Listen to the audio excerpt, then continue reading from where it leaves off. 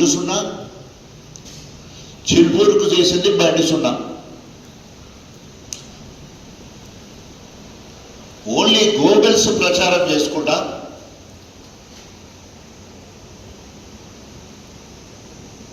ఆయన నిరంకుశ పాలనతోటి ఈరోజు బీఆర్ఎస్ పార్టీ బలపరిచిన సర్పంచ్ల గ్రామాలకు నిధులు పూర్తిగా బంద్ చేయడం జరిగింది. ఎవడమ్మ సొమ్ము నీ అయ్యే జాగిరా నీ అయ్యే ఆస్తులకి వెళ్ళి ఇస్తున్నావా ఏమన్నా? కేంద్ర ప్రభుత్వ నిధులు 15th ఫైనాన్స్ కానీ ఏజిఎస్ కానీ మొత్తం కూడా డైరెక్ట్గా కేసీఆర్ గారు సర్పంచే కథానాయకుడు అని చెప్పేసి పార్టీలు ఏదైనా పార్టీలకు ఖచ్చితంగా గ్రామాలకు ఆ గ్రామ జనాభాను బట్టి నిధులు పంపిణీ చేస్తే ఈరోజు సర్పంచ్లకు నిధులను మంజూరు చేయకుండా కాంగ్రెస్ సంబంధించిన గ్రామాలకు మాత్రమే మంజూరు చేయడం తీవ్రంగా ఖండిస్తున్నాం. అంతేకాకుండా ఎంత దుర్మార్గుడు అంటే సత్యవతి రాథోడ్ గిరిజన శాఖ మంత్రిగా ఉన్నప్పుడు మంజూరైన గిరిజన తండాలకు రోడ్లకు సంబంధించింది గోవర్ధనగిరి దగ్గర నుండి మచ్చు పహాడ్ వరకు సంబంధించిన 10,90,00,000 రూపాయలు అప్పుడు మంజూరైతే ఆ ప్రాంతంలో మొత్తం కూడా బీఆర్ఎస్ బలపరిచిన సర్పంచ్లే ఉన్నారు. గోవర్ధనగిరి కాంచెల మొదటి కుసుంబై తండ వరకు కూడా ఎక్కడ బీఆర్ఎస్ సర్పంచ్ల పేర్లు పెట్టవలసి వస్తుందని చెప్పేసి దుర్మార్గంగా 2025న శంకుస్థాపన చేసినట్టు శిలాఫలకం పెట్టి కడియం శ్రేణి బిడ్డ పేరు తన పేరు వచ్చినట్టు 2 పేర్లు మాత్రమే పెట్టుకొని శంకుస్థాపన శిలాఫలకం మీద రోడ్డును పూర్తి చేయడం జరిగింది.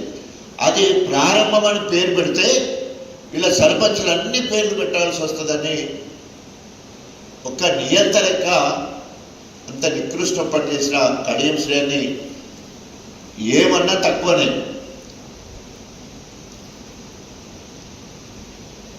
ఇక ఇక్కడ నుండి ఈ రోజు నుండి కడియం శ్రేణి గారికి చుక్కలే, ఏ ఊరికి పోయినా కూడా చుక్కలు చూపిస్తాం. కడియం శ్రేణి గారి పార్టీ ఫిరాయించిన దాన్ని కూడా వదిలిపెట్టేది లేదు. త్వరలోనే బీఆర్ఎస్ పార్టీ అధిష్టానం ఆలోచన చేసి చట్టపరంగా ఆయన్ని ఏ రకంగా పార్టీ ఫిరాయింపు చట్టాన్ని వర్తించి ఆయన్ను బహిష్కరించే వరకు వెంటాడతాం. తప్పకుండా చట్టసభలను తెచ్చుకుంటాం.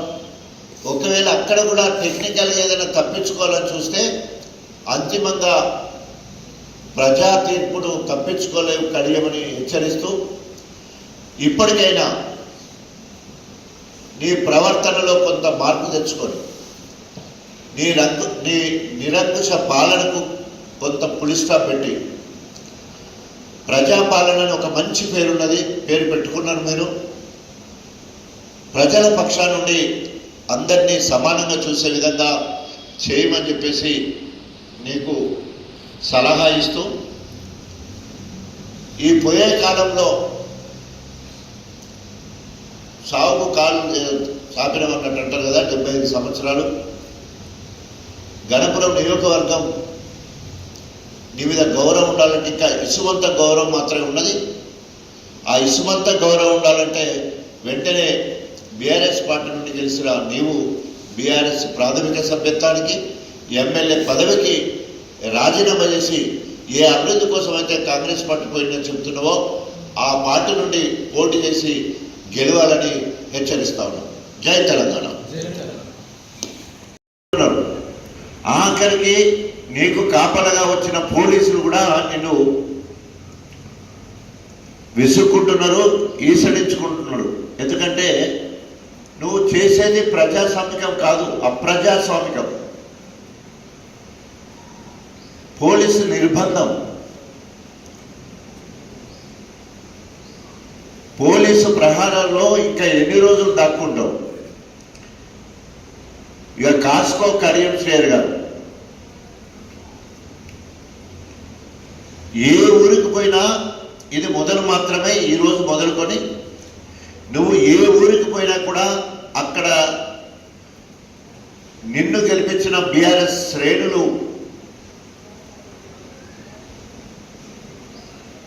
నువ్వు బీఆర్ఎస్ కండువ కప్పుకొని వస్తే ఊర్లోకి రాణిస్తావు, లేకపోతే ఊరి పొలిమెర నుండి పర్వతగిరికి పంపిస్తాం.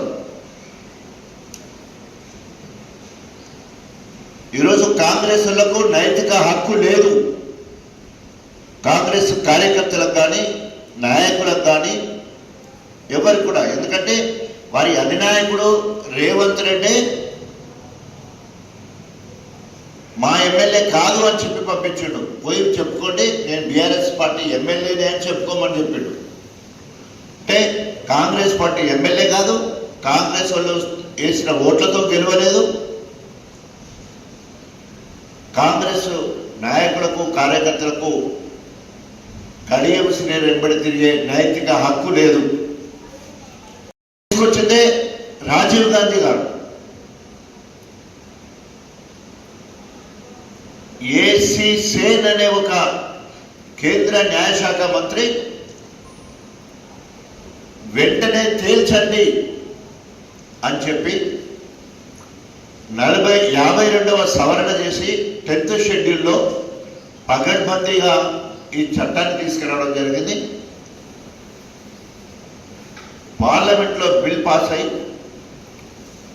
ఈరోజు ఫిరాయింపుల చట్టాన్ని రాజీవ్ గాంధీ గారు ప్రవేశపెట్టి, రాహుల్ గాంధీ గారు రాజ్యాంగాన్ని సంకల పెట్టుకొని వారి మేనిఫెస్టోలో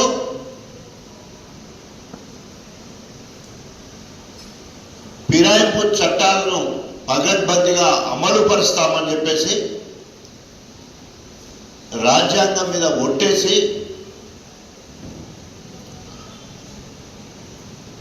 వారు ప్రమాణం చేశారు. రాహుల్ గాంధీ శిష్యుడిగా రేవంత్ రెడ్డి ఇంకో అడుగు ముందుకేసి రాళ్లతో కొట్టి చంపండి అని చెప్పేసి మీ పార్టీకి సంబంధించిన వాళ్ళే, కాంగ్రెస్ సంబంధించిన అధినాయకత్వం మొత్తం కూడా ఈరోజు ఫిరాయింపు విధానానికి ఫిరాయింపు చట్టానికి అమలు పరచాలని చెప్పేసి వాళ్ళందరూ పై నాయకులందరూ ఉంటే నిస్సిగ్గుగా ఇవాళ కడియం శ్రేయర్ మరి తగుదనమ్మని చెప్పేసి మళ్ళీ కాంగ్రెస్ ప్రభుత్వంలో నామినేటెడ్ పోస్ట్గా వచ్చిన శ్రీధర్ రావు గారి కార్యక్రమాన్ని తీవ్రంగా ఖండిస్తున్నాం. ఈరోజు ఏమాత్రం అభివృద్ధి ఏంటంటే జీర్ణావస్థలో ఉన్న దేవాలయాలన్నింటినీ కూడా అభివృద్ధి చేసింది 10 సంవత్సరాల కేసీఆర్ గారి ప్రభుత్వం. వారి నాయకత్వంలో నేను పనిచేయడం వల్ల దాదాపు 10 సంవత్సరాల్లో ప్రధాన ఆలయాలు, రెండవ తిరుపతిగా పిలిచే బుగులు వెంకటేశ్వర స్వామి ఆలయం కావచ్చు, అదేవిధంగా వీరాచల రామచంద్ర స్వామి టెంపుల్ జీడికల్ కావచ్చు, కోట్లాది రూపాయలతో రూపురేఖలను మార్చడం జరిగింది. It's a challenge. కడియం శ్రేయర్ నీకు దైవభక్తి ఉండేది ఉంటే ఓ ఎల్లమ్మ గుడి కట్టివా, ఓ పోషమ్మ గుడి కట్టివా, ఓ దుర్గమ్మ గుడి కట్టివా, ఓ పెద్దమ్మ గుడి కట్టివా, మల్లికార్జున స్వామి గుడి కట్టివా, మార్కండేయ స్వామి గుడి కట్టివా, ఏ గుడికి ఇప్పటి వరకు పునాది తీయలే, తట్ట మట్టి తీయలే. ఈరోజు ఇక్కడ కనబడుతున్న అభివృద్ధి మొత్తం కూడా బుగులు వెంకటేశ్వర స్వామికి సంబంధించిన అభివృద్ధి మొత్తం కూడా బీఆర్ఎస్ హయాంలో జరిగినాయి. అప్పుడు మంజూరైన పనులే ఇంకా నడకన నడుస్తున్నాయి. చివరిగా ఎలక్ట్రానిక్ మీడియా సోదరులకి, పార్టీ శ్రేణులకి నా యొక్క నమస్కారాలు తెలియజేసుకుంటా ఉన్నాను. ఈరోజు ఎంతో రంగరంగ వైభవంగా జరగవలసిన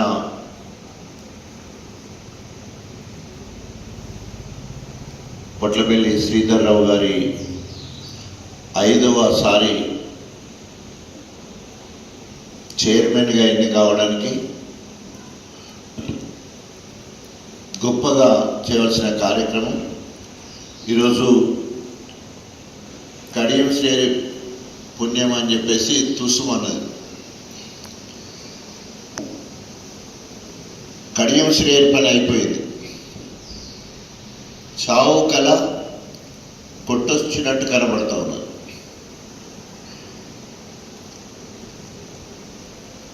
రాష్ట్ర అసెంబ్లీ స్పీకర్ ప్రసాద్ కుమార్ గారు క్లీన్ చిట్ ఇచ్చాడు అంటే జబ్బలు ఎగరేసుకోవడం కాదు. క్లీన్ చిట్ దేనికోసం ఇచ్చాడు?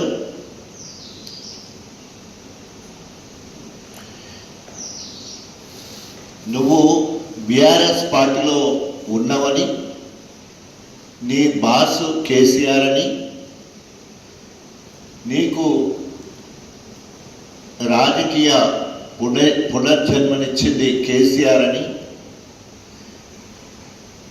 కేసీఆరే నీ రాజకీయ దేవుడని స్పష్టంగా స్పీకర్ చెప్పడం జరిగింది.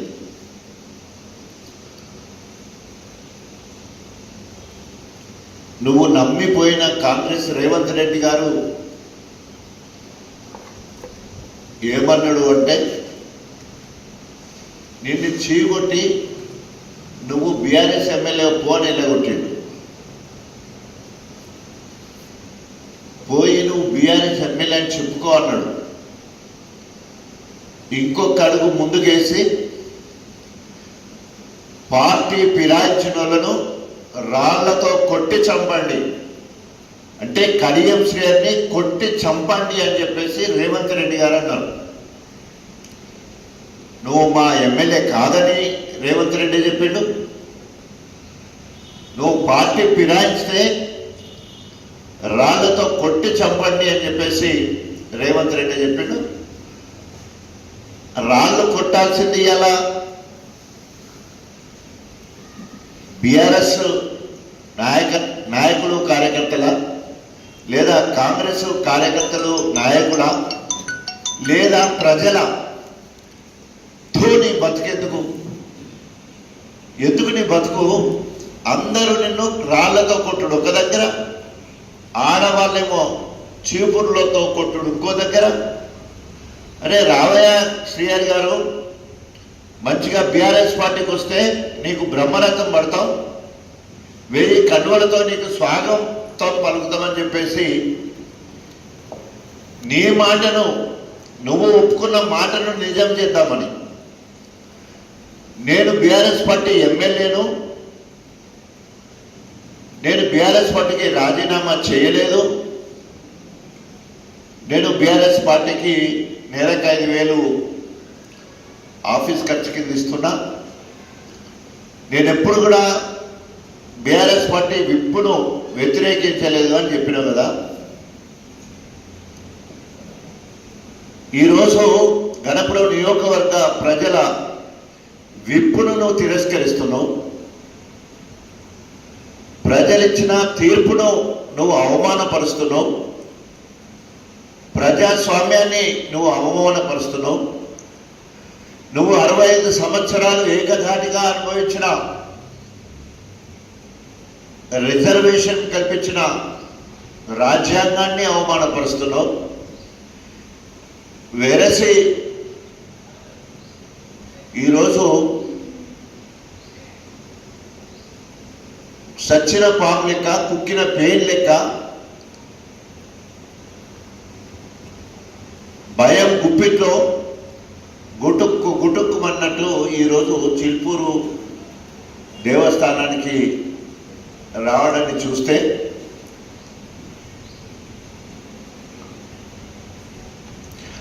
ఇంతమంది ఈచడించుకుంటే నీ బతికెందుకు? బండ కట్టుకొని బయలు దుర్గరాదు. దిగిపోయే ముందు 10 కోట్ల రూపాయల జీవగుడి కూడా జరిగింది. ఈ దద్దమ్మ కడియం శ్రీ దద్దమ్మ కనీసము ఆ 10 కోట్ల రూపాయలను తీసుకొచ్చే సత్తా లేదు. ఇవాళ రోడ్ల పొండి మాత్రము ఫ్లెక్సీ బోర్డులు పెడతా ఉన్నాడు. సిగ్గుండాలే. టార్మెన్ అని చెప్పి 40 ఏళ్ళ సుదీర్ఘ రాజకీయ చరిత్ర అని చెప్పినాడు. బోర్డులు పెట్టుకుంటాడా ఎక్కడన్నా? సీఎం గారు పెట్టుకోరు, మంత్రులు పెట్టుకోరు, అభివక్త వరంగల్ జిల్లాలో ఉన్న ఏ ఎమ్మెల్యే కూడా పెట్టుకోడు. కానీ ఈయన మాత్రము కడియం శ్రీ కడియం అంటే కమిట్మెంట్, కడియం అంటే అభివృద్ధి. గాడిద గుడ్డేం కాదు, అభివృద్ధి నిరోధకుడు. 100 సార్లు చెప్తా. దేవాదులకు అడ్డుపడ్డది అనేక సందర్భాలలో. ఈ రోజు వరకు ఒక్క పైసా మంజూరు చేయండి.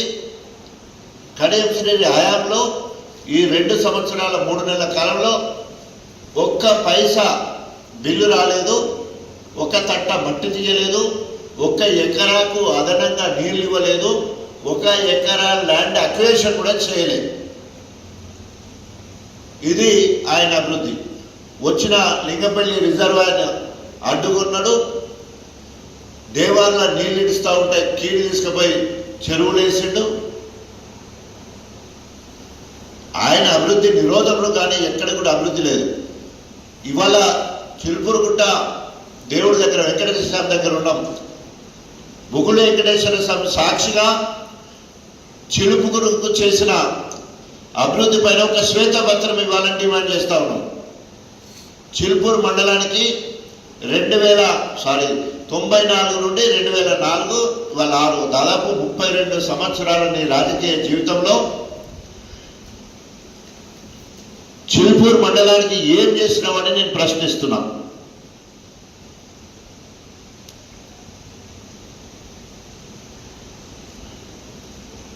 ఇక్కడ అభివృద్ధి మొత్తం కూడా బీఆర్ఎస్ పార్టీ హయాంలో జరిగింది.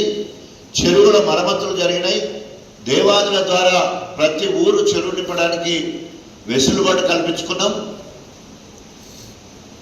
లింగంపల్లి, శ్రీపతిపల్లి, కొండాపూర్కు సంబంధించిన పనుల కోసము 2022 నవంబర్లోనే 104 కోట్లతో లిఫ్ట్ ఇరిగేషన్ కోసం ప్రాజెక్టును మంజూరు చేస్తే కనీసం ఈ దద్దమ్మ ఆ పనులను పూర్తి చేస్తే బాగుండంటే అది చేస్తే కేసీఆర్ పేరు వస్తుందని ఆ పనులను ఇప్పటి వరకు కూడా ముట్టుకోలే.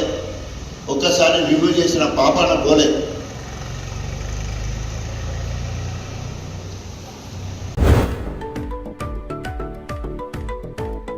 అరే ఈ మున్సిపల్ ట్యాక్స్ ఏంది ఐశ్వర్య ఇట్లా వేరిపోయింది? వడ్డీ చూడు. నేను చెప్తే విన్నావా? ఎప్పటి ట్యాక్స్ అప్పుడు కట్టేసుకుంటే అయిపోతుండే. మరి ఎట్లనో ఏం చేద్దాం?